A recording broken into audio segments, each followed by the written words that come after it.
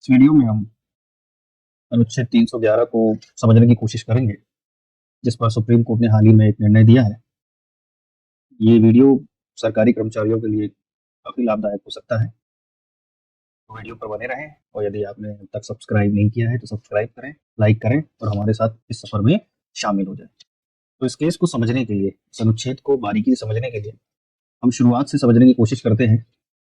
ये केस है state of Jharkhand and others versus Rukmakesh Mishra का।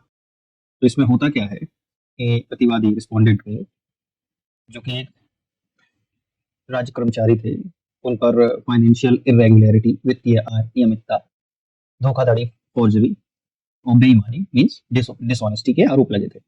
तो हुआ यूं कि 2014 में जो डेप्यूटी कमिश्नर थे कोडरमा, उन्होंने उनके खिलाफ एक डिसिप्लिनरी प्रोसीडिंग शुरू की और 9 आरोपों की चार्जशीट तैयार की।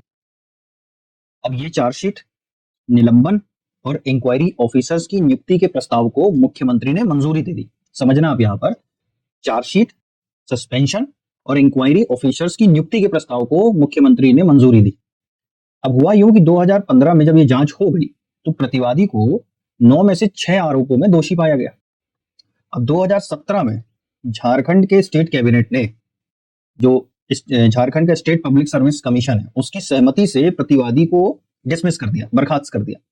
इसके बाद यह आदेश राज्यपाल द्वारा अनुमोदित कर दिया गया। अब प्रतिवादी ने अपने डिसमिसल को हाईकोर्ट में चुनौती दी।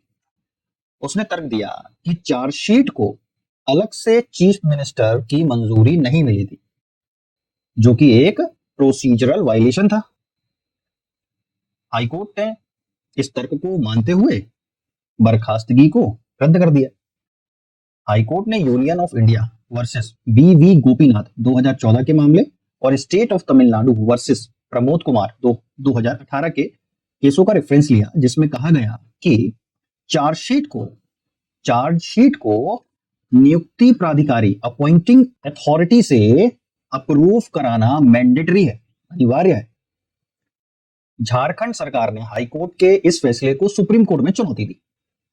अब किस मुद्दे पर चुनौती दी कि क्या मुख्यमंत्री की पूर्व मंजूरी के बिना चार्जशीट जारी होने के कारण हाईकोर्ट को बर्खास्तगी को रद्द करना चाहिए था या नहीं। तो सुप्रीम कोर्ट ने हाईकोर्ट के फैसले को पलट दिया।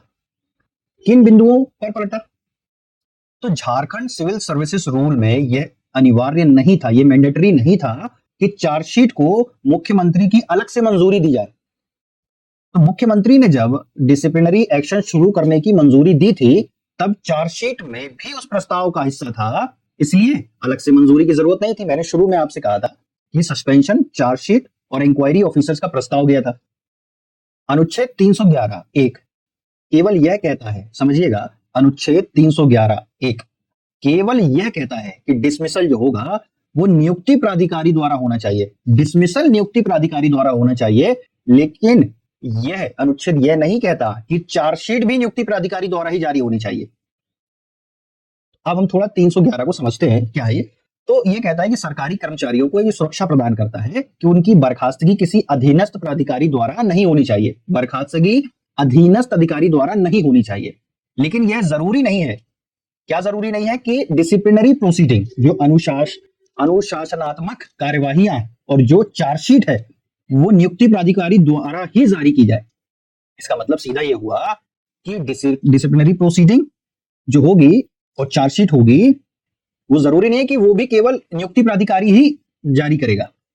PV. Srinivas Shastri versus CAG 1993 case में भी यही कहा गया था कि डिसिप्लिनरी प्रोसीडिंग किसी भी उच्च अधिकारी द्वारा शुरू की जा सकती है। तो डिसिप्लिनरी प्रोसीडिंग किसी भी सुपीरियर ऑफिसर के द्वारा शुरू की जा सकती है, लेकिन डिसमिसल केवल अपॉइंटिंग अथॉरिटी ही करेगा।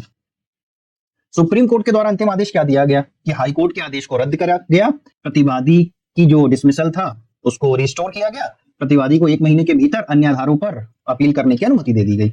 तो इससे हम क्या निष्कर्ष निकाल सकते हैं कि चार्जशीट जो होगी उसे जारी करने के लिए मुख्यमंत्री की अलग से मंजूरी की आवश्यकता नहीं थी। बर्खास्तगी जो है वो विद ड्यू प्रोसेस, उचित प्रक्रिया के तहत हुई थी, इसलिए हाईकोर्ट का हस्तक्षेप अनुचित नहीं था। अनुच्छेद 311 केवल डिसमिसल पर लागू होता है, ना कि चार्जशीट जारी करने की प्रक्रिया पर। सुप्रीम कोर्ट ने स्पष्ट किया कि डिसिप्लिनरी प्रोसीडिंग किसी भी सुपीरियर अधिकारी के द्वारा, सुपीरियर ऑफिसर के द्वारा शुरू की जा सकती है जब तक कि राज्य के नियमों में अन्यथा कुछ ना कहा गया हो।